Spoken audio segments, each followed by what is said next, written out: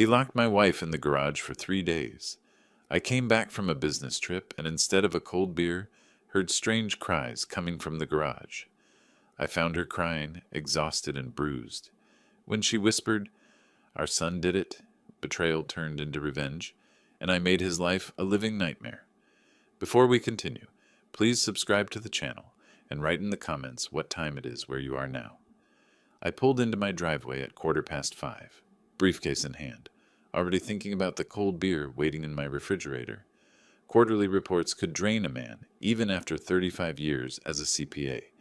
But the silver sedan parked in my usual spot made me pause.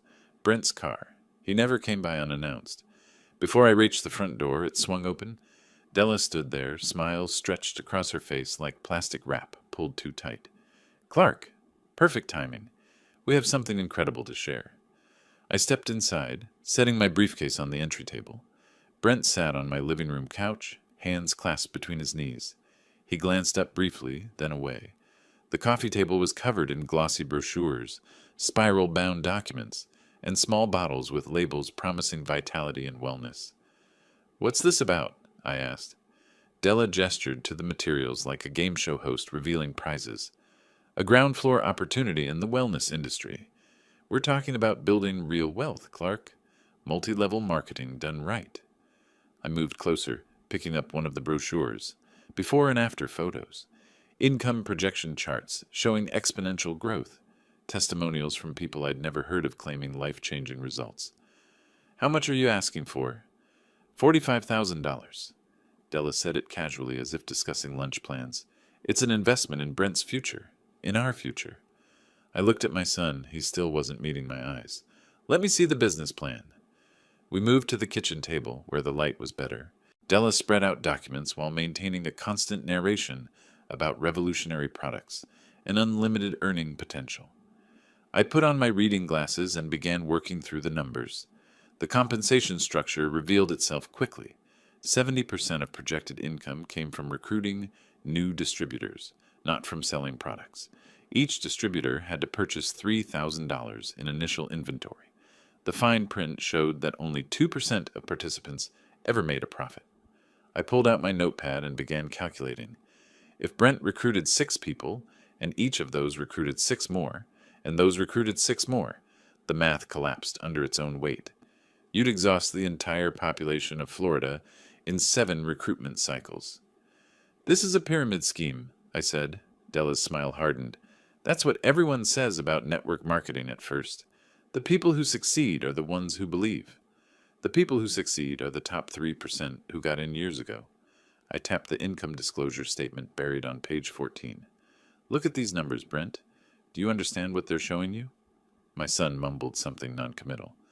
"The business model requires an endless supply of new recruits," I continued. "When that supply runs out, and it always does, the bottom 97% lose their investment. You'd be asking me to fund your position in that 97%. You just don't understand modern business." Della's voice had developed an edge. "I understand numbers. They don't lie." I removed my glasses and looked directly at her. "I can't support this." That's when her mask came off completely. "You've never supported us." She stood abruptly, chair scraping against tile. "You sit on your money while we're trying to build something. You couldn't even help with our wedding. You've never offered anything without strings attached." I felt something cold settle in my chest. "That's not accurate." "Isn't it?" Her voice climbed higher. "Name one time you've actually helped us without making us feel like beggars." I stood and walked to my home office. Returned 30 seconds later with a manila folder. Tax preparation habits die hard. I kept copies of everything. I laid out the documents in chronological order. Bank statements, canceled checks, loan agreements signed and never honored. March 2022. My voice stayed level. $30,000 for your house down payment. You called it a loan. I never asked for repayment.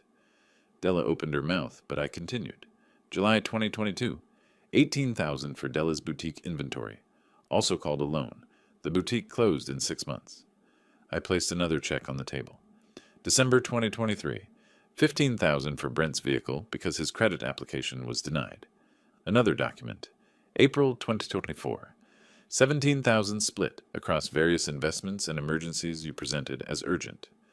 I arranged them in a neat row. $80,000 worth of generosity met with silence. I have documentation for all of it. You've never made a single payment. Not one thank you note. The kitchen went quiet. Della stared at the checks like they were forgeries. Brent finally stood, but he still wouldn't look at me. We should go, he said quietly. Della snatched her materials, stuffing them into her bag. Papers spilled out. Neither of them bent to pick them up. You'll regret this. Della's finger stabbed the air between us. We won't forget how you treated us. I won't forget either. Brent moved toward the door. I tried to catch his eye one more time. If you want to discuss this further, we can, but not tonight, and not about this scheme. Come on, Della pulled Brent's arm. We don't need him. I stood in the doorway as they walked to their car. Apparently, you do. Their sedan reversed too quickly, tires chirping as they accelerated down my quiet street. I remained there until their taillights disappeared, then walked back inside. The kitchen table still held the evidence of 5 years I'd been trying to help my son. The MLM brochure lay on top of everything else, promising financial freedom in bold letters. I sat down slowly, spreading my hands flat against the cool surface. My breathing was controlled, deliberate. Something had shifted in the past hour, not broken. That suggested weakness. This was more like a recalibration, a reassessment of accounts that had been carrying too much bad debt. I thought about the way Brent never once defended me against Della's accusations, the way he'd stood there, passive, letting her rewrite our entire family history. The son who used to help me during tax season, who knew the value of numbers and honesty, had disappeared somewhere along the way. The overhead light hummed. Outside, the evening was fading into that peculiar Florida dusk where everything looked washed in amber. I kept staring at those documents, adding and subtracting figures I'd never asked to be repaid. When you're an accountant, you learn to recognize patterns, loss columns that keep growing, assets that depreciate instead of gaining value, investments that will never, ever break even. I finally understood what I was looking at. This wasn't family anymore. This was a transaction that had been running in the red for 5 years, and the other party had just demanded an additional $45,000 to stay in deficit. The decision crystallized with the simplicity of a balanced equation. No more subsidizing failure. No more pretending that silence equaled gratitude. No more checking accounts for people who saw me as a bank and nothing more. I gathered the documents and returned them to their folder. My hands were steady. My mind was clear. The house felt different now, quieter maybe. Or maybe I was just finally hearing what had been silent all along, the absence of a relationship I'd been funding but never truly having. I left the MLM brochure on the table. Tomorrow I'd throw it away with the rest of the garbage. Martha came home around 8, grocery bags hanging from both arms. She stopped in the kitchen doorway, reading my face before saying anything. What happened? I told her. Every detail, keeping my voice neutral, like I was presenting a client's portfolio. She listened while putting away groceries, her movements gradually slowing until she stood completely still, hand resting on the refrigerator door. How much did they want this time? $45,000 for a pyramid scheme disguised as wellness products. Martha closed the refrigerator and sat down across from me. She picked up the abandoned brochure, studied it briefly, then set it aside. You said no. I showed them exactly why I was saying no. Della didn't appreciate it. I imagined she didn't. Martha reached across the table and took my hand. Clark, you did the right thing. Did I? Maybe there was a gentler way to. Stop. Her grip tightened. This is the 4th time she's come to us with one of these opportunities. The boutique, the online store, that consultant position. Each time we invested. Each time it failed. Each time no accountability. She stood and walked to the calendar hanging on the wall near the phone. Her finger traced over the past year. Brent's birthday last October. We invited him for dinner. He canceled 2 hours before because Della wasn't feeling well. Thanksgiving. They came for 30 minutes, ate, and left before dessert because Della had a headache. Christmas. They didn't come at all. Said they were starting new traditions. Martha turned to face me. When was the last time he called just to talk? Not to ask for something, not because we called him first. When? I couldn't remember. He's 37 years old, Clark. He's not our little boy anymore. He's a grown man who's made his choices. He's still our son. I know. Her voice softened. That's why this hurts so much. We moved to the living room and talked until nearly 10. Martha reminded me of patterns I'd been trying not to see. The way Brent had changed after marrying Della. How he'd stopped visiting except when he needed money. How he let his wife speak for him in every conversation. She asked me what I'd tell a client in this situation. I'd tell them to cut their losses, I admitted. Then take your own advice. That night, I slept better than I had in weeks. Maybe it was the relief of finally saying no. Maybe it was Martha's validation, or maybe it was knowing I'd done the right thing, even when it felt hard. The next morning was aggressively normal, coffee brewing while I reviewed my conference schedule. Toast I didn't really want, but ate because Martha made it. Packing my overnight bag with the practiced efficiency of someone who'd done it 100 times. Text me when you get to the hotel, Martha said, handing me my travel mug. I always do. I know. I worry anyway. I kissed her forehead. 2 days. I'll be back Saturday afternoon. I'll bring those orange blossom cookies you like from the airport. She walked me to the door, waving as I backed out of the driveway. Everything felt settled, resolved. The fight with Brent was disappointing, but we'd move forward. Maybe he'd come around eventually, maybe not. Either way, we'd done what we could. The Orlando conference passed in a blur of tax code updates and networking sessions. I barely tasted the lunch buffets. My mind kept returning to that kitchen table scene, replaying Brent's silence, trying to understand when my son had stopped being someone I recognized. I didn't know that while I was sitting in a conference room discussing depreciation schedules, Martha was going to our garage for canned tomatoes. I didn't know Brent had been waiting, watching, planning. Later, much later, Martha would tell me what happened, her voice shaking as she tried to describe it. How she'd reached for the shelf and heard footsteps behind her. How she'd turned to see Brent coming through the main garage door, the one she'd left unlocked while getting items from storage. "Brent, what are you doing here?" He grabbed her shoulder, pushed hard. She stumbled backward, catching herself on the workbench, scraping her arm against rough wood. Before she could process what was happening, he moved to the electronic keypad by the interior door. His hands shook, but his fingers remembered the code. The same code from when he was 17, helping me with weekend projects. He punched it in twice, once to lock the interior door, once to seal the main garage entrance. "Brent, stop. What are you—" He took her phone from her pocket when she reached for it. His voice came out flat, rehearsed, like he'd practiced this speech. "You'll sit here until Dad calls and agrees to the loan. Della needs that money. This ends when he writes the check." Martha lunged for the door, pulling uselessly at the handle. "Your father is in Orlando. He won't be back for 2 days. You can't leave me. Then you have 2 days to think about how stubborn you both are." She tried everything, reasoning, "You're hurting your own mother." Begging, "Please, Brent. There's no water in here, no bathroom." Threatening, "This is criminal. You'll go to prison." His face twisted with something that might have been guilt, but he shook his head. "Della said you'd try to manipulate me. This is the only way you'll understand we're serious." He backed toward the main door. Martha called after him, voice breaking. "Brent, please. The records your father showed you, $80,000, it's all true. You know it's true." He paused for just a second. "Della says you're exaggerating." "I'm not. Your father has proof. You saw it yourself."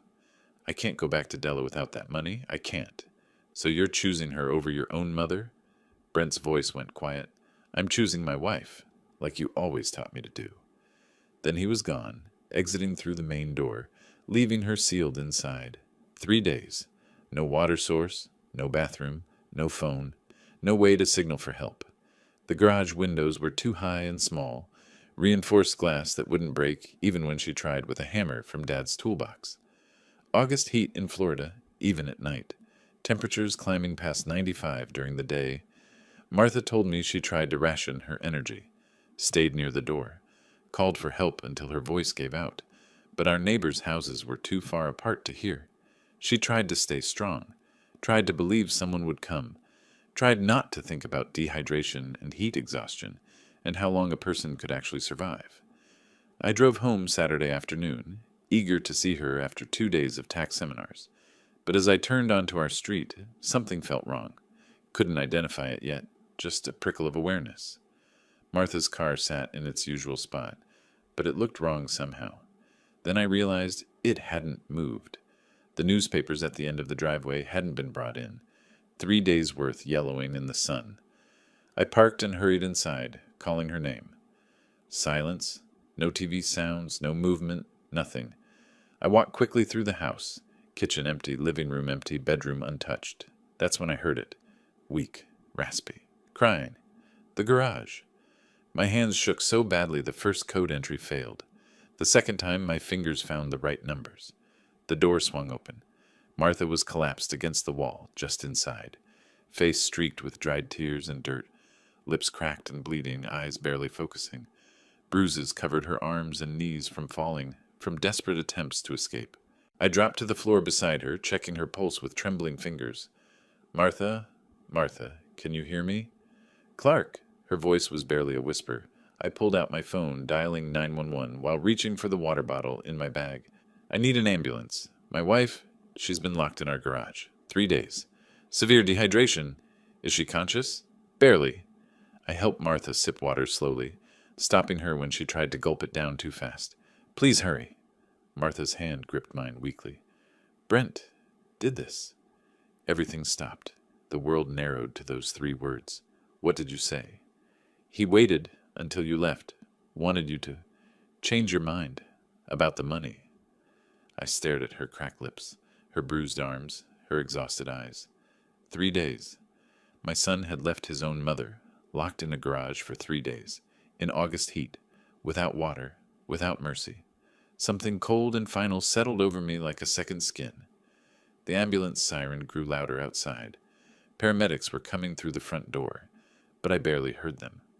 I held Martha's hand and made a decision more certain than any I'd ever made in 35 years of balancing accounts. Brent was going to pay for this. Every single consequence he deserved. The drive home from Orlando should have taken 90 minutes. I made it in 75, pushing the speed limit on I-4, checking my phone at every red light for messages that never came. Martha's silence bothered me more than I wanted to admit. She always responded to my texts. The conference had been a blur. Tax code updates, networking lunches I barely tasted, hotel room where I'd slept poorly. I'd texted her both nights. Conference good. Miss you. Home Saturday. Nothing back. I told myself she was busy, maybe still processing the argument with Brent. But the unease building in my chest said something else. When I turned onto our street just after 1, the Florida sun beat down mercilessly, heat shimmering off the pavement. My house looked normal from a distance, but as I pulled into the driveway, details emerged that didn't fit. Martha's car sat exactly where it had been Thursday morning. I could tell by the pattern of leaves beneath the tires, undisturbed for days. 3 newspapers in plastic sleeves lay scattered at the end of the driveway. She always brought them in. The front windows were closed tight despite August heat. My hands tightened on the steering wheel. I parked, grabbed my overnight bag, walked to the front door. Martha, I'm home. Silence. Complete, absolute silence. The house felt wrong immediately. No television sounds, no movement, no ambient noise of someone being home. I walked through each room, calling her name. Living room untouched. Bedroom still made with the same bedding from when I'd left. Kitchen showing evidence of my departure breakfast. Dishes in the sink. Her coffee mug on the counter with brown residue dried at the bottom. Her phone charger plugged in near the toaster. No phone. I stood in the kitchen trying to think logically. Visiting a friend? She would have texted. Emergency with a neighbor? She would have called. My pulse accelerated as rational explanations collapsed under the weight of those newspapers, that closed house, that silence. Then I heard it, a weak, rasping sound from the direction of the garage. Not quite crying, not quite calling out. Just sound. I ran to the interior garage door, my hands shaking as I punched the code. First attempt failed, hit 5 instead of 6. Second try succeeded. The door swung inward. Heat hit me like a physical wall. Had to be 105 degrees inside. Martha was collapsed against the wall, just past the doorway, face streaked with dried tears and dirt, lips cracked and bleeding, eyes barely focused. Bruises covered her arms and knees. She wore the same clothes from Thursday morning, now filthy, damp with sweat. The garage reeked of urine and desperation. My knees almost buckled, but training took over. I dropped beside her, checking for pulse at her neck. Weak, but there, looking for injuries. Bruises, yes. No bleeding. Her eyes tried to focus on me. Martha, my voice came out steady somehow. I'm here. I pulled out my phone, dialed 911. I need an ambulance at 4247 Oleander Drive. My wife has been imprisoned in our garage. Approximately 72 hours without water. She's conscious but severely dehydrated. The dispatcher asked questions. I answered while moving to my car for a water bottle. Returned, knelt beside Martha, helped her take tiny sips. Her hands shook too much to hold it herself. She coughed, water spilling down her chin, but kept drinking. Slowly, I told her. Small sips. She tried to speak. Her voice was ruined, barely a whisper. Brent did this. Everything stopped. What? She coughed, drank more. He came after you left. Locked me in. Wanted money. The words were fragments, but the story emerged between sips of water and broken breaths. Brent appearing Thursday evening. The shove. The electronic lock. Her phone taken. His words, "Stay here until Dad agrees."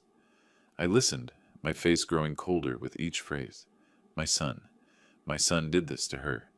The ambulance arrived within 8 minutes.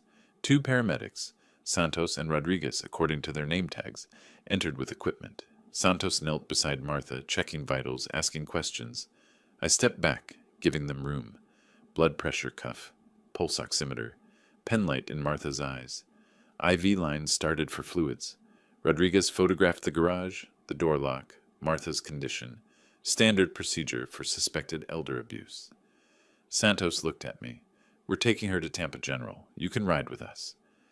In the ambulance, I sat on the bench beside Martha's gurney. Santos monitored the IV drip, checked vitals every few minutes. I held Martha's free hand, the one without the IV, feeling how thin it had become in just 3 days. Martha's eyes closed, her breathing more regular as fluids entered her system. She's stable, Santos said quietly, but this was close. Another day and we'd be having a different conversation. The weight of that statement settled over me. My son nearly killed her. Tampa General's emergency room was organized chaos. Martha was wheeled into an examination bay. Dr. James Wilson, mid-50s, kind eyes, efficient movements, took over. He examined her thoroughly while asking me questions. How long was she imprisoned? Any water access? Temperature in the garage? Previous health conditions? I answered everything. Wilson's diagnosis was clinical, but grave. Severe dehydration, stage 2. Contusions consistent with falls. Possible mild heat stroke. We're admitting her for rehydration and observation. At her age, complications can develop quickly. I sat in the waiting area while they moved Martha to a room upstairs. The full weight finally hit me. My son, the boy I'd raised, taught to ride a bike, helped through college, deliberately imprisoned his own mother, left her to suffer, chose money over family. The rage that formed wasn't hot and explosive. It was cold, methodical, and absolute. A nurse approached with admission paperwork. "Mr. Henderson, your wife is settled in room 412. You can see her now." I stood following her through corridors that smelled of antiseptic and recycled air. Martha looked small in the hospital bed, connected to IV lines, heart monitor beeping steadily, but her color was better. I sat beside her, took her hand. "Go home," she whispered. "Do what you need to do." I kissed her forehead. "I'll be back in the morning." "Clark." Her eyes met mine. "He's still our son." I paused at the door. "He stopped being our son when he locked you in that garage." The evening sun painted my driveway orange as I pulled in around 6:30. The house looked normal from outside. Neighbors probably had no idea what happened here. Inside, the air was stale from being closed up. I didn't turn on many lights, just walked directly to the garage and stood in the doorway, looking at the space that had imprisoned my wife. The smell was still there. Sweat, urine, fear. I pulled out my phone and began photographing. The electronic keypad on the interior door. The high windows Martha had tried to reach. The concrete floor where she'd collapsed. Wide shots establishing the space. Close-ups of relevant details. Measurements of the window height. Temperature reading from my phone, still 93 degrees at 7 p.m. I photographed her dried tears on the floor, the marks on the door where she'd pounded, the overturned shelf where she'd tried to climb. This was evidence. I created a folder on my phone labeled Evidence August 2025 and saved everything there. 30 minutes of systematic documentation. Then I drove to Tampa Police Department headquarters. The desk sergeant directed me to the Family Crimes Unit. Detective Karen Morales was working late, a slim woman in her mid-40s, sharp eyes, professional demeanor. She listened to my statement without interrupting, taking notes on a tablet. When I finished, she asked direct questions. Your son had access to your home? He knows the garage door code. You have evidence of this? I showed her my photographs. She studied each one, nodding. This is criminal, Mr. Henderson. Florida takes elder abuse seriously. Based on what you're telling me, we're looking at false imprisonment and elder abuse charges. She followed me back to my house in her unmarked car. Wearing latex gloves, carrying an evidence collection kit, she photographed everything I'd already photographed, but with official police equipment. She dusted the electronic keypad for fingerprints. Multiple sets. Mine, Martha's, Brent's. She tested the lock mechanism, confirmed it could only be opened with the code from either side. She measured, documented, collected. When did you change this code last? She asked. Never. Same since installation 10 years ago. Who knows it? Family members, including Brent. She made notes. Any nearby security cameras? I remembered the Johnsons across the street. Tom Johnson installed a Ring doorbell last year. Morales walked across to their house. Lights were on. Tom answered her knock, listened to her introduction, pulled up his Ring app immediately. The footage showed Thursday evening, 7:14 p.m. Brent's silver sedan pulling up to my house. 7:17 p.m. Brent entering through the front door. 7:35 p.m. Brent exiting, driving away. Perfect timestamps. Tom transferred the footage to Morales' tablet without hesitation. Whatever you need. Martha's a good woman. Back at my house, Morales told me, I'll contact your son tomorrow for an interview. Based on the evidence, your wife's testimony, medical records, the security footage, the crime scene, we have sufficient probable cause for charges. The state attorney's office will decide what to file, but I'd expect false imprisonment minimum, possibly aggravated assault or elder abuse. These are felonies. How long? I'll try to speak with him Sunday, Monday at latest. If he cooperates, he'll be arrested, but can post bail. If he doesn't, we'll get a warrant. After Morales left around 9:30, I sat in my living room in the dark, exhausted but unable to stop thinking. Brent committed a felony. Martha could have died. This was planned. He waited until I left town. Where was Della? Did she know? Was this her idea? My phone sat on the coffee table. 4 missed calls from Brent. 3 unread texts. Friday at 2 p.m. Friday at 6 p.m. Saturday at 10 a.m. Saturday at 1 p.m. The texts, Dad, call me when you can. Dad seriously need to talk. This is important. Please call. Brent was calling while Martha was locked in the garage. Was this guilt, or was he checking to see if I'd come home early? At 10:47 p.m., my phone rang. Brent. I watched it ring twice, 3 times. On the 4th ring, I answered, Hello. Dad, finally. His voice came rapid and nervous. I've been trying to reach you. Listen, about Mom, I know you're upset, but I need to explain. I didn't mean for things to go that far. I just wanted her to talk to you, to convince you to help us with the loan. It was supposed to be a few hours, I didn't know you'd be gone so long. It was an accident. I said nothing. Is she okay? Is she home? It was 3 days. Silence on his end. 3 days, Brent.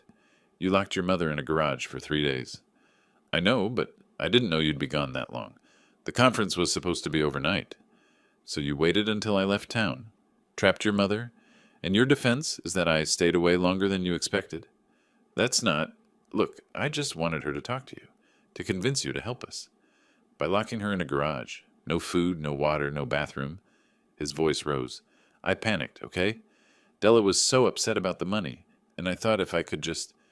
You thought you could extort me by torturing my wife. Don't say it like that. Your mother is in the hospital. Severe dehydration. The doctor said another day and she would have died. Silence. Is she... Will she be okay? She'll recover. No thanks to you. Dad, I'm sorry. I really am. I made a mistake. A mistake is forgetting to lock the door. This was intentional. You planned it. You waited for me to leave. You used the code I gave you years ago when you were my son. I'm still your son. No. You're a criminal who assaulted an elderly woman and left her to die. Don't talk like that. This is your fault, too. If you'd just helped us, none of this would have happened. You've always been like this, never willing to help unless it benefits you. I gave you $80,000 over 5 years. That was different. That was before. Before what? Before you decided your wants matter more than your mother's life? You're twisting this. His voice cracked. Della said you'd do this. Said you'd make it about me being ungrateful instead of about you being selfish. I went very still. Della, so she did know. He realized his mistake. No, I mean, she didn't know I'm just saying, you're saying your wife encouraged you to do something to force my hand, and you chose to imprison your mother. That's not what happened. That's exactly what happened. My voice dropped to ice. You committed a crime, Brent. Multiple felonies under Florida law. You're not seriously going to... I already filed a police report. A detective is investigating. They have evidence. Security camera footage. Medical records. Your mother's testimony. Dad, please! Pure panic now. Don't do this to me. I'm your son. You should have thought about that before you locked your mother in a garage for 3 days. I'm begging you. Don't ruin my life over one mistake. You ruined your own life. I'm just making sure you face the consequences. Please, I'll do anything. I'll apologize to Mom. I'll never ask for money again. It's too late for that. Dad, don't call me that. You lost the right. I hung up. The phone immediately started ringing again. I let it ring out. 3 more calls. All ignored. Then a text. Please don't do this to me. I'm your son. Another. Dad, please answer. Another. Della's going to leave me if I get arrested. Another. I can't lose everything. I read each one. Felt nothing. Deleted the thread. The house was silent except for the air conditioning cycling on. I sat in the darkness, my phone finally quiet in my hand. It was nearly midnight. Tomorrow, Detective Morales would interview Brent. The legal machinery was in motion, but legal consequences weren't enough. I needed to dismantle everything Brent and Della had built, everything they'd counted on. I reached for my briefcase, pulled out a legal pad, clicked my pen. At the top of the page, I wrote a single word: consequences. Beneath it, I began making a list. Sunday morning arrived with harsh Florida sunlight through my kitchen window. I'd been awake since 5, coffee going cold in front of me, yellow legal pad covered in precise handwriting. The list from Saturday night had grown. Criminal prosecution, Detective Morales handling that. Civil lawsuit needed attorney. Estate revision needed attorney. Financial investigation needed information. Other consequences still forming in my mind, like an equation waiting to balance. I started making calls around 9. Most attorneys didn't answer Sundays, but I left identical voicemails. Need representation for civil case and estate planning related to elder abuse. By 3 that afternoon, my phone rang. Mr. Henderson, Richard Stone, got your message. I can meet tomorrow morning, 9 a.m. Monday morning, I sat in Stone's corner office on the 14th floor of a downtown Tampa building. Floor-to-ceiling windows overlooked the bay. Stone was late 50s, silver hair, wire-rimmed glasses, the kind of sharp eyes that missed nothing. He listened to my account without interrupting, taking notes in neat handwriting. When I finished, he leaned back in his leather chair. Mr. Henderson, before we discuss strategy, I need to understand your objectives. What outcome do you want? I want my son to face every legal consequence for what he did. Criminal, civil, financial. And personally, your relationship with him? There is no relationship. Not anymore. Stone made a note. That clarity helps. Some clients want reconciliation even while pursuing action. You don't? He locked my wife in a garage for 3 days. There's nothing to reconcile. Then let's discuss how to maximize legal consequences. He stood, walked to a whiteboard, drew 3 columns. Criminal, civil, estate. First, criminal prosecution is already in motion. Your role is to support the detective, provide evidence, potentially testify. Second, Civil lawsuit. We can claim intentional infliction of emotional distress, false imprisonment, elder abuse damages. I'd recommend $150,000 based on medical costs and trauma. Third, estate planning. Revise your will immediately to protect assets. I studied the board like a financial statement. This was war, and Stone had just given me the battle plan. Start with the will. I can do that, but I recommend leaving him a nominal amount, $1. Prevents him claiming the omission was oversight. $1. Perfect. Stone's paralegal Jennifer printed the new will within an hour. 7 pages of legal language, but the key provisions were clear. Martha receives everything. If she predeceases me, everything goes to Tampa General Hospital Foundation and the Elder Abuse Prevention Fund. Brent Henderson receives $1. The language was explicit. I intentionally make minimal provision for my son, Brent Henderson, as he has demonstrated through his actions that he cannot be trusted with family resources. I signed on page 7. Jennifer and another paralegal witnessed. Stone notarized with his official seal. The old will, the one leaving Brent 30% of everything I'd built over 40 years, went into a shredder. The mechanical grinding sounded like justice. Late Monday afternoon, still in Stone's office reviewing the civil complaint draft, his phone buzzed. Text from a private investigator. Preliminary report, ready. Stone rotated his monitor so I could see. Bullet points filled the screen. Brent and Della's rental address. Lease expires September 15th. Employment records. Credit report summary. Total debt, $35,000. Assets, virtually none. The investigator had tracked Della's business ventures too. $18,000 to health supplements, $25,000 to essential oils, $17,000 to wellness products. All losses. $60,000 chasing pyramid schemes over 3 years. I read it twice. Expression hardening. The $45,000 they wanted wasn't for opportunity. It was a lifeboat, Stone said. They're sinking. And now they're facing criminal charges, a civil lawsuit, and their lease ends in a month. Stone allowed himself a small smile. Finding new housing with a felony charge will be nearly impossible. They did this to themselves. They did, but you're making sure they can't escape the consequences. I picked Martha up from Tampa General that afternoon. She'd been cleared by Dr. Wilson after 48 hours of IV fluids and monitoring. She looked better, color returned, eyes brighter, but still moved carefully. At home, I'd prepared everything. Water bottles, medications, TV remote. She sat on our bed, looked around like seeing it for the first time. I didn't think I'd see this room again.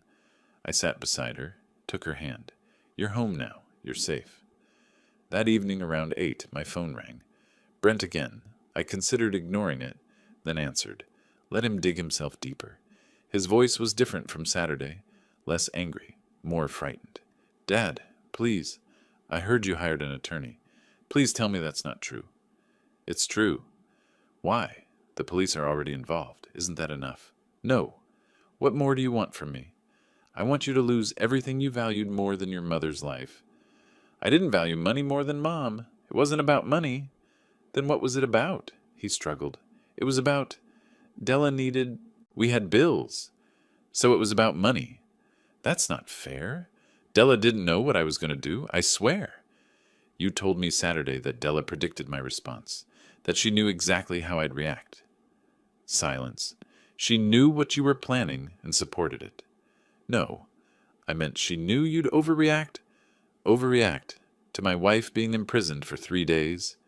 You're really going to destroy me, your own son? You destroyed yourself when you locked that garage door. I was desperate. We needed money. I gave you $80,000 over 5 years. You needed better decisions, not more money. So I make one mistake and you cut me out forever? It wasn't a mistake. It was a choice. You chose Della over your mother. You chose money over family. You chose to walk away and leave her to die. She didn't die. Not for lack of your trying. I ended the call. Then I pulled up his contact information, stared at the name. Brent Son, with a photo from 5 years ago, and pressed block contact. Changed the name to just Brent Henderson. No relationship, just a name. Later that evening, Martha asked me to explain everything. I told her about the attorney meeting, the new will, The civil lawsuit being prepared, the financial investigation. She listened quietly, face unreadable. Finally, one question. Is this really what you need to do? I need him to understand that actions have consequences, that he can't hurt people and walk away. She studied my face, seeing the transformation complete. Then do what you need to do. I trust you. Not quite permission, but understanding. For me, that was enough. But Clark, she added softly, don't let this consume you. It won't. Once it's finished, it's finished. Martha fell asleep in her chair around 10. I watched her, then checked my phone. Email from Stone. Civil complaint ready for review. Will file Friday unless you request changes. Detective Morales indicated arrest, likely Wednesday. Wednesday, 2 days away. I set down my phone, allowed myself a moment of satisfaction. The machinery was in motion, and nothing could stop it now. Wednesday morning felt different, sharper somehow, like the air before a storm. Martha was in the kitchen making tea when my phone rang at 9:15. Detective Morales. Mr. Henderson, I wanted to inform you personally. We arrested your son an hour ago. He's being processed now. I set down my coffee cup carefully. What are the charges? False imprisonment, a third-degree felony. Elder abuse under Florida Statute 825-102, also third-degree felony. Bond is set at $25,000. He'll be arraigned this afternoon. Did he say anything? He requested an attorney. Smart move, actually. But, Mr. Henderson, the evidence is overwhelming. Security footage, medical records, your wife's testimony. The state attorney is very interested in this case. After we hung up, I sat still for a moment. Martha watched me from across the kitchen. It happened, I said. They arrested him. She nodded slowly, gripping her teacup. And now? Now he has to post $25,000 for bail. Then he waits for trial. Do they have that kind of money? I thought about the PI report. $35,000 in debt, no assets, no savings. No, they don't. Martha was quiet. Then, so he'll sit in jail? Until someone bails him out. Or until arraignment if he can't make bail. She turned back to her tea. I couldn't read her expression. Around 2 that afternoon, my phone rang again. Unknown number. I almost didn't answer. Clark Henderson. You son of a... Della's voice, shrill with rage. You had him arrested. Your own son. I'd been waiting for this call. Your husband committed multiple felonies. The police arrested him based on evidence. Evidence you gave them. You could have just let it go. Let it go. Your husband locked my wife in a garage for 3 days. It was a mistake. He panicked. It was a choice. He made it. Now he's facing the consequences? We don't have $25,000. Her voice cracked. He's going to sit in jail because you're too stubborn to help your own family. You have family elsewhere. Ask them. We've asked everyone. Nobody has that kind of money lying around. I let the silence stretch. Finally, then I guess he'll stay in jail until trial. You're destroying us. We'll lose everything. You already have nothing. The investigator's report was very thorough. $35,000 in debt. No assets. Your lease ends in 3 weeks. And Della? $60,000 on pyramid schemes? 3 different companies? You're not building a business. You're chasing fantasies. She went silent. When she spoke again, her voice was different, calculating. You've been investigating us? I needed to know what I was dealing with. That's illegal. It's perfectly legal in preparation for a civil lawsuit, which I'm filing Friday. A lawsuit? For what? $150,000. Intentional infliction of emotional distress. Elder abuse damages. Medical costs. Pain and suffering. Her breathing was rapid now. We don't have that kind of money. I know. The judgment will follow you for decades. Garnish your wages. Destroy your credit further. Make it impossible to rent. Buy a house. Get loans. Every time you try to rebuild, it'll be there. Why are you doing this? She was crying now. We made a mistake. People make mistakes. Mistakes have consequences. Your husband nearly killed my wife. I'm making sure he pays for it. And Della? Based on what my son said Saturday night, you knew what he was planning. You encouraged it. So you'll pay too. I didn't know. I never told him to. He said you predicted how I'd react. That means you knew what he was going to do. That's not what I meant. It's exactly what you meant. You wanted that 45,000 so badly, you let your husband imprison an elderly woman. I want to talk to Martha. She'll understand. You're not talking to my wife ever again. Please, just drop the charges. We'll leave you alone. We'll never contact you again. You should have thought about that before you decided money was worth more than family. Clark, please. I hung up. Martha stood in the doorway. That was Della. Yes, she's desperate. She should be. Martha moved to the couch, sat down carefully. What happens now? Now they try to raise bail money. They'll fail. Brent sits in jail until arraignment, probably gets released on his own recognizance given his clean record. Then they wait for trial while I file the civil suit. Their lease ends. They can't find new housing with a felony charge pending. They spiral. And you'll watch. Yes. She looked at me for a long moment. I don't recognize you sometimes. This version of you. This version of me is protecting you. I know. But Clark, where does it end? It ends when every legal consequence has been applied. Criminal conviction, civil judgment, permanent exclusion from our estate. When he's lost everything he chose over you. And then we move on. He's not our son anymore. He's just someone who once was. Martha closed her eyes. I keep thinking about when he was little, when he'd fall and come running to me, when he needed us. He still needed us 2 weeks ago. He just needed our money, more than our presence. That's harsh. That's accurate. My phone buzzed. Text from Richard Stone. Civil complaint filed with clerk's office. Your son will be served within 48 hours. Criminal arraignment scheduled Friday, 10 p.m. if you want to attend. I showed Martha the message. She read it, handed back my phone. Are you going to the arraignment? Yes. I want to see his face when he hears the charges read. Will that make you feel better? It'll make me feel like justice is being served. She studied me again with that expression I couldn't quite read. Finally she stood, moved toward the bedroom. At the doorway she paused. I love you, Clark. This version and every version, but promise me something. What? Promise me that when this is over, when he's been punished and paid and lost everything, you'll let it go. That you won't carry this hatred forever. I considered that. I don't hate him, Martha. I just don't love him anymore. There's a difference. Is there? Hate requires caring. I don't care what happens to him after this. He'll be a stranger who once shared my name. She nodded slowly. That might be worse than hate. Maybe it was, but it was honest. That evening my phone rang again. Different unknown number. I answered out of curiosity. Mr. Henderson? A woman's voice, older, nervous. This is Patricia Morrison. I'm Della's mother. Mrs. Morrison, please, I'm begging you. Don't do this to my daughter. She's made mistakes, but she's trying. They're trying to build a life. By imprisoning my wife? Brent did that, not Della. Della encouraged it, supported it, benefited from the plan. She didn't know what he was going to do. Then she married a man she doesn't know. Either way, not my problem. Please, they need help, not punishment. They need consequences. That's what they're getting. I'll pay you back. Whatever they owe you, I'll pay it back over time. I don't want the money. I want them to understand what they did. They understand. They're sorry. No, they're sorry they got caught.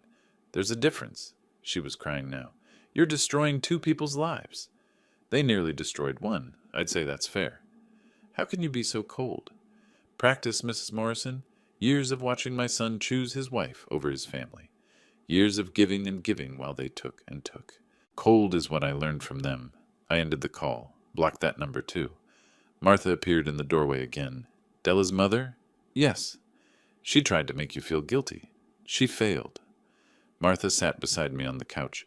We stayed there in silence as evening deepened into night, the house quiet except for the air conditioning and our breathing. My phone sat on the coffee table, dark and silent. No more calls would come tonight. They'd exhausted their options. Friday's arraignment would be next. Then the civil suit service. Then trial dates, court appearances, the slow, grinding machinery of justice. I'd built my career on balancing accounts, making sure every number had its place, every ledger reconciled. This was just another account, and it was finally, perfectly, balanced. Thursday morning, my phone buzzed repeatedly. Text from Tom Johnson. Clark, someone posted something about you on Facebook. Text from Carol Sanders. Is this true? Call me. Text from Mike Reynolds. What's going on? I opened Facebook, which I checked maybe once a month. At the top of my feed, Della's post, written at 11:23 Wednesday night. Long, emotional, accusatory. She painted Brent as a victim being persecuted by a wealthy, controlling father. She claimed he'd accidentally left Martha in the garage for a few hours, and I was exaggerating to punish their independence. 47 shares, 124 reactions. Comments from Brent's friends. Stay strong. Your dad sounds toxic. Martha read it over my shoulder. Her grip on my desk chair tightened, knuckles white.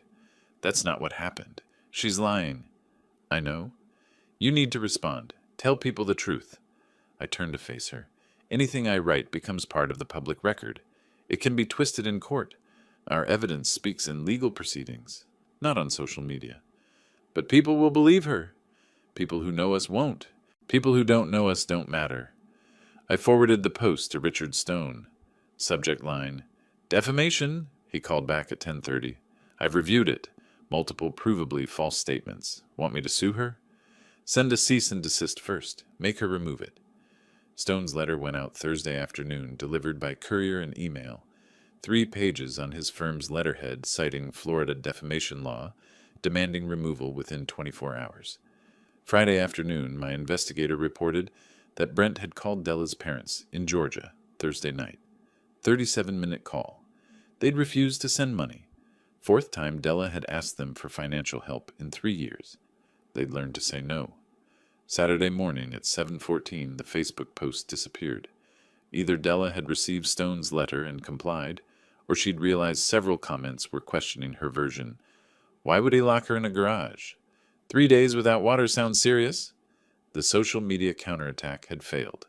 Saturday afternoon, Tom and Linda Johnson appeared at my door with a casserole. Linda hugged Martha, tears in her eyes. If we'd known you were in trouble? You couldn't have known, Martha said gently. Throughout the weekend, neighbors called or stopped by. The Rodriguezes brought flowers. The Chengs dropped off groceries. Mrs. Patterson called to offer help. Everyone who knew the actual facts sided with us. Sunday morning, Martha set down her fork at breakfast. Clark, I need to tell you something. I waited. I don't want to see Brent. Not at the hearing tomorrow, not if he comes here, not ever. He's not my son anymore. Her voice was steady. She'd thought this through. I reached across the table, took her hand. You don't have to see him. I'll handle everything legal. What if he tries to contact me? There's a no-contact order as part of his bail conditions. If he violates it, he goes back to jail. She nodded, relieved. That evening, Stone called to prepare me for Monday's hearing. He explained probable cause standards, evidence presentation, likely outcomes. The evidence is overwhelming, he said. Judge will almost certainly bind him over for trial. Will I need to speak? No. You're there as family. Martha's statement is already on record. After we hung up, I laid out clothes for Monday. Dark slacks, white shirt, navy tie. Professional, but not flashy. Martha watched from the doorway. You don't have to go. I do. I want to see his face when he realizes how much trouble he's in. I set my alarm for 6:30. Tomorrow, I'd see Brent in court for the first time since this began. Tomorrow, the machinery I'd set in motion would grind forward another step. I arrived at Hillsborough County Courthouse at 8:30 Monday morning, passed through security, took the elevator to the 4th floor, found courtroom 4C. They were already there. Brent and Della on a wooden bench, heads close together, whispering urgently. Brent wore a navy suit that hung poorly on him, sleeves too long, shoulders too wide, obviously borrowed. He hadn't shaved in days. Brent saw me. Our eyes met for 2 seconds, his widened face paling further. Then he looked away quickly, stared at the floor. Della followed his gaze, saw me, glared. I walked past them without acknowledgement, sat on the opposite side of the hallway, pulled out my phone. In my peripheral vision, I watched Brent shake slightly. Della rubbed his back, whispering what I assumed were reassurances. At 9:02, the bailiff opened the courtroom doors. Judge Patricia Morrison entered, African-American woman in her 50s, efficient demeanor. Everyone stood. Be seated. Case number 2025, CF 12847, State of Florida, versus Brent Michael Henderson.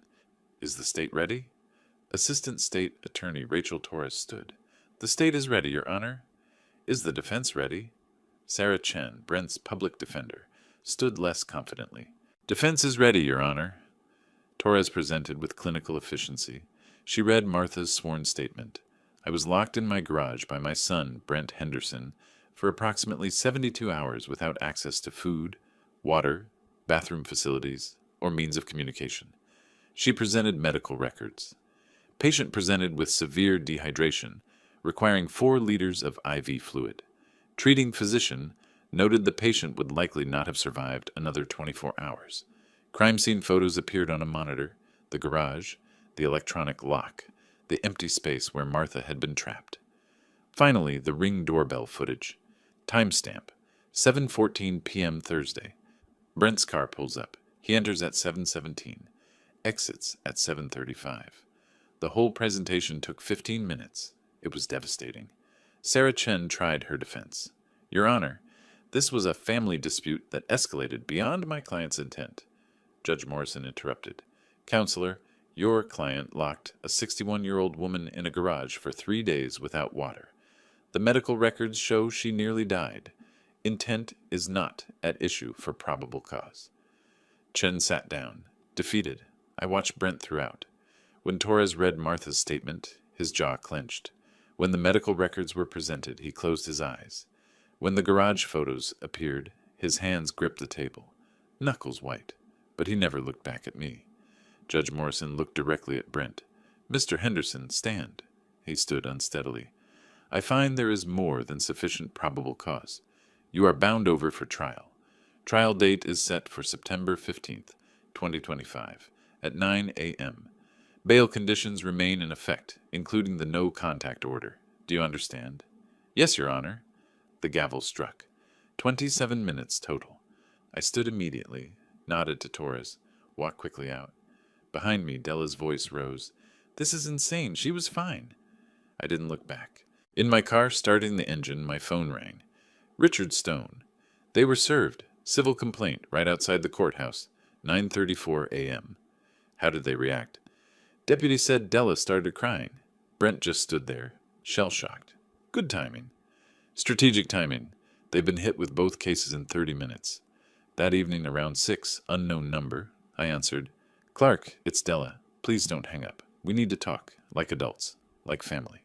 I said nothing. We want to apologize. We'll apologize to Martha, whatever you need. Just please stop the lawsuits. I can't drop criminal charges. The state prosecutes crimes. We're saying we're sorry. We made a mistake. I've never imprisoned anyone. Her voice cracked. You're going to destroy us. The trial is in 3 weeks. We're being sued. Our lease is ending. We have nothing. You have exactly what you've earned through your choices. How can you be so heartless? I'm holding your husband accountable for trying to kill my wife. He didn't try to kill her. A judge, prosecutor, and doctor all disagree with you. Goodbye, Della. I hung up, blocked the number. Later, Martha asked, How did the hearing go? Probable cause found. Trial set for September 15th. Did he look sorry? I considered my answer carefully. He looked scared. That's not the same thing. She nodded, understanding. That night, for the first time since her rescue, Martha slept soundly. I watched her peaceful face in the dim light, knowing I was doing the right thing. Justice wasn't always loud or dramatic. Sometimes it was quiet, methodical, and absolutely certain. Thursday morning, August 29th, my phone buzzed with an email from the investigator. Subject line, Urgent Housing Development. I opened it at my kitchen table. Brent and Della's landlord had delivered a lease non-renewal notice Wednesday evening. Lease expires September 15th.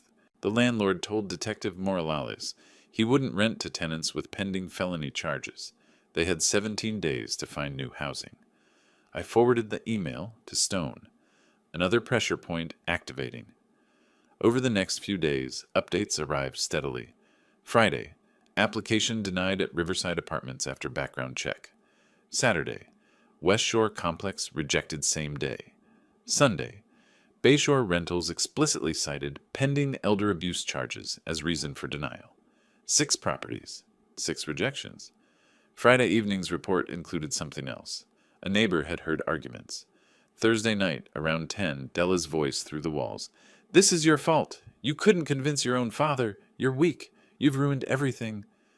The alliance that imprisoned Martha was destroying itself. Saturday afternoon, September 1st, my phone rang. Unknown Tampa number. I answered out of curiosity. Dad, it's Brent. Please don't hang up. His voice was wrecked, hoarse from stress or crying or both. I know I don't deserve to ask anything. I know what I did was wrong. I understand that now. We're losing our apartment. No one will rent to us. I'm going to prison. My life is over. Please, I'm begging you. Help me. I let him finish. When the pleading finally stopped, I spoke slowly, clearly. Your mistake wasn't asking for money. Your mistake was locking your mother in a garage for 3 days. You nearly killed her. The doctor said she had maybe 24 hours left. You were 24 hours away from murder. I know, but I didn't mean... Intent doesn't matter. You did it. Now you face the consequences. You'll go to your trial. You'll accept whatever judgment you receive. You'll rebuild your life without any help from me. We're done. Don't call again. Dad, please. I'm not your dad anymore. Goodbye, Brent. I hung up, added the number to my block list. Not because I thought he'd call again, but for the finality of it. Tuesday, September 4th. The investigator's comprehensive report arrived. Housing status. None secured. Financial status. Bail loan payment missed. Collections starting. Employment status. Terminated from job August 30th. Credit score. Fallen to 510. Civil suit status. 3 legal aid organizations declined to help. Every domino had fallen. That evening, Martha asked how I felt as the trial approached. Satisfied, I said after considering. Not happy. Not vindictive. Just satisfied that justice is working. Do you think he's learned anything? He's learned actions have consequences. Whether he understands what he did wrong, I doubt it. He's sorry he got caught. That's different from being sorry he did it. Martha squeezed my hand. That's enough for me. Friday morning, September 6th, Stone called. His tone was surprised. Brent's attorney just sent me a settlement proposal. They're offering to settle the civil suit. With what money? $5,000 plus public apology, admission of wrongdoing, and waiver of any inheritance claims. I was quiet for a moment. Where would they get $5,000? That's everything they can scrape together. It's a desperation offer. Stone explained, we'd never collect the full $150,000 anyway. The $5,000 was symbolic, but the other terms were valuable. Formal admission, inheritance waiver, apology on record. They wouldn't offer this unless they were completely defeated. Stone said, this is surrender. I needed to think about it. That evening, Martha and I sat at the kitchen table. The settlement proposal printed between us.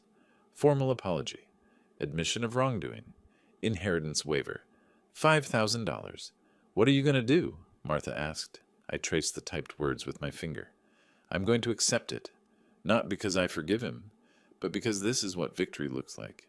He's admitting everything, giving up everything. He's broken. Martha covered my hand with hers. Then let's end this. Monday, we'd go to court. One final time. Monday morning, September 8th, Martha insisted on coming to the courthouse. I want to be there when it ends, she said. We dressed professionally, drove downtown together. The courthouse felt familiar now. This would be the last time. At 10 a.m., we entered Civil Courtroom 3B. Smaller than the criminal courtroom, more intimate. Judge Thomas Rodriguez presided. Richard Stone was already there. Sarah Chen arrived with Brent and Della. Brent wore that same ill-fitting suit. Della wore gray, her face carefully made up to hide stress. They didn't look at us. Henderson versus Henderson, Judge Rodriguez called. Civil settlement approval. Stone presented the agreement. Chen confirmed her clients understood and accepted. The judge read it himself, then looked at Brent and Della. This is an admission of liability. Do you understand? Yes, Your Honor, they both said quietly. The settlement requires a formal apology. Mr. Henderson, you may proceed. Brent stood, pulled a folded paper from his pocket. His hands trembled. His voice was flat, mechanical. I, Brent Henderson, apologize to Clark and Martha Henderson for my actions on August 15th, 2025. I imprisoned my mother, Martha Henderson, for approximately 72 hours, causing her severe physical and emotional harm. I take full responsibility for my actions. He sat down quickly. I watched him throughout, looking for genuine remorse. Found none. This wasn't an apology. It was legal compliance. Judge Rodriguez signed the settlement order. This case is closed. The gavel came down. 15 minutes total. Stone shook my hand afterward. That's it. We're done. In the hallway, ASA Rachel Torres approached. Mr. Henderson, your son's attorney negotiated a plea agreement. No contest plea to both charges. 2 years probation, 200 hours community service, mandatory counseling, permanent no-contact order, and if he violates, immediate incarceration, up to 10 years. I nodded. Justice is served. Judge Morrison can take the plea now, 11 a.m. We stayed. At 11:03, we were back in Judge Morrison's courtroom. She recognized us, nodded acknowledgement. The plea hearing was procedural, but important. Mr. Henderson, you're pleading no contest. Do you understand you're accepting conviction? Yes, Your Honor. Do you understand if you violate probation, you go to prison? Yes, Your Honor. She signed the sentencing order. This court is adjourned. Another gavel. Another ending. We exited into the hallway. For a moment, Clark and Brent were walking toward the elevators, 10 feet apart. Brent glanced over. Our eyes met. 3 seconds. His eyes were exhausted, defeated. He looked like he wanted to speak. His mouth opened slightly. I simply looked at him. Not with anger, not with satisfaction, just acknowledgement. Then I took Martha's hand and walked past him toward the elevator. No words, nothing left to say. Behind us, Della's voice rose. 2 years? After everything? The elevator doors closed. In the car, Martha asked, What are you thinking? I'm thinking that justice isn't always dramatic. He admitted what he did. He has a felony record. He's supervised for 2 years. He can't contact us. He lost everything. That's justice. It works. And we're done? Really done. Both cases closed today. We move forward. That evening I grilled chicken while Martha made salad. We ate on the patio as the sun set, talking about ordinary things. Martha's book club, the Johnsons' dinner invitation, a cruise we might take in October. We didn't mention Brent. That chapter was closed. Later, in my office, I opened my laptop, found the Case August 2025 folder, added the final documents, settlement agreement, plea agreement, sentencing order, 24 days from crime to resolution. I created a subfolder, closed September 2025, moved everything into it, archived it. When I returned to the bedroom, Martha was already asleep, peaceful. I lay beside her, feeling something I hadn't felt in weeks, complete calm. It was over. Justice was served. We could rest. If you liked this story, please like this video, subscribe to the channel, and share your impressions of this story in the comments. To listen to the next story, click on the box on the left. Thank you for watching.